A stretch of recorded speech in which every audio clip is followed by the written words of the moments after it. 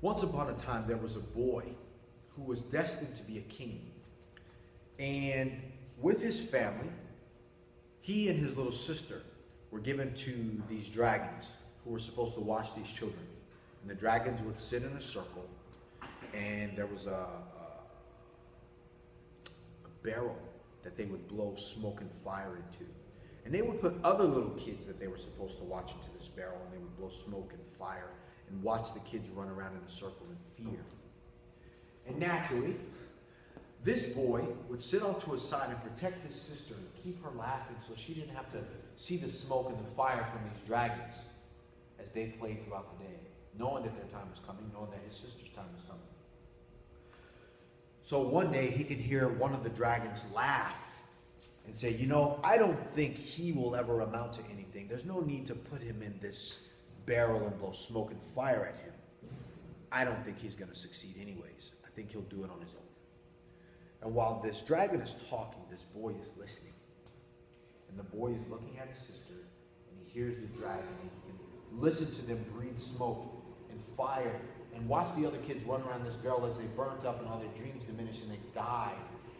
And this boy said, that's not going to be me. And he was telling his sister, like, even though you will be set in this barrel, in this flame and in this fire and in this smoke, and these dragons are going to breathe on you and they're going to take away your power, I'm going to leave and I'm going to try to help us. I'm going to leave and I'm going to show you what it's like to not let anybody take your fire away for theirs. You'll be okay. You see, what these dragons were doing was they were breathing on these kids, and while they were blowing smoke and fire on them, they were taking the kids' fire for themselves. And in turn, it was a vicious cycle of scaring the kids into believing they weren't going to be anything, and then the kids weren't. But because the kids weren't doing anything, the dragons were growing because their fire grew from doing it to them. But this one got away. This kid eventually went on. He went home and he grabbed this stick and he threw all his clothes in the basket and he put that basket on the end of the stick and he left. He went to another land. And in this other land, it was run by someone else who was kind of guiding him along the way, but then this kid constantly knew that he was supposed to be the one. He was around the other kids in this new area, this new environment, this new town, and he hung around them, but he was always wanting to be a little bit better. He always saw a little bit more. Eventually he was on his own. Eventually he started winning on his own. He started defeating dragons along the way. He started defeating more and more dragons, taking more fire to himself. His fire inside of him grew while he started fighting more and more dragons, and eventually he became the king in this area. Then he left, and he conquered another dragon. He became the king in that area. And then he left that area, and he became the king in another area. He kept winning. He kept slaying the dragons. He kept collecting more and more fire, which made his fire inside of him grow. And before you know it,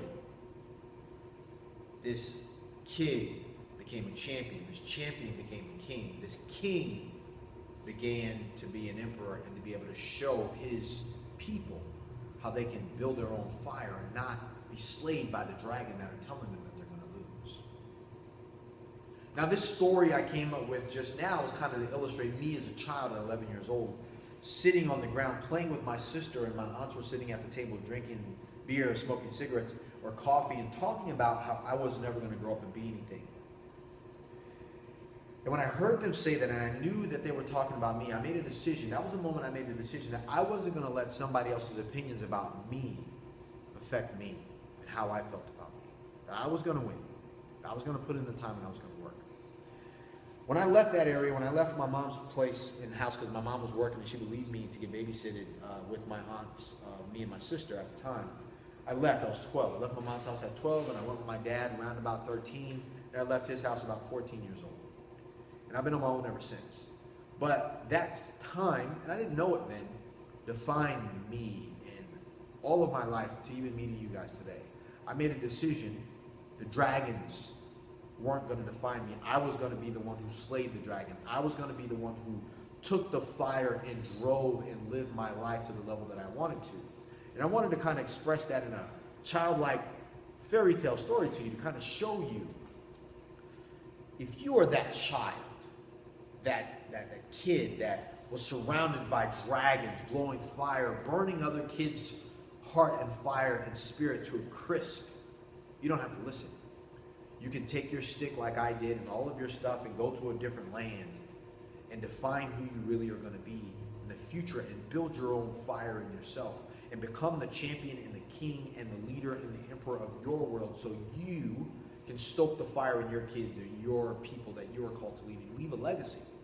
Without that, man, a lot of champion men die out there, or a lot of kids that could grow up and be champions and decision makers and powerful leaders in the marketplace die because they were burned to a crisp by their own dragons. That dragon could be a parent, that dragon could be a teacher, that dragon could be in church, that dragon could be someone in society, that dragon could be online, social media, internet, Facebook. All of the things that are designed to keep us down can somehow turn into the fire that drives and builds inside of us to actually raise us up. What is that going to be for you? Where are you willing to slay the dragon in your life? Or what was the dragon that you slayed in your life that you can share with the people around you so they can understand that they can win too? And it's so important for you to define what that is, even if it's a childlike story like this one that kind of goes in and around, but I think you get the point. Take the time to find out. Are you going to be the champion of your life, or are you going to be destroyed by the dragons in your life? You are the dragon slayer. You can win. Decide once and for all that you're going to win for yourself and for the people that you care about, and they will follow suit.